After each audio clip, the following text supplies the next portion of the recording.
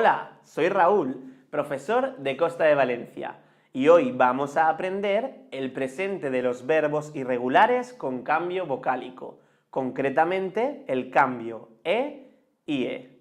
Como ya sabes, estos verbos también se llaman verbos bota, porque todo lo que está fuera de la bota no cambia. Yo duermo, tú duermes, él o ella duerme, nosotros o nosotras dormimos, vosotros o vosotras dormís, ellos o ellas duermen.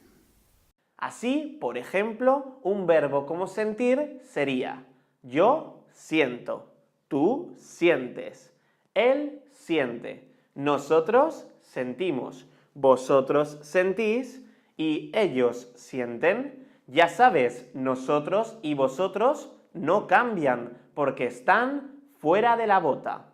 Yo almuerzo, tú almuerzas, él almuerza.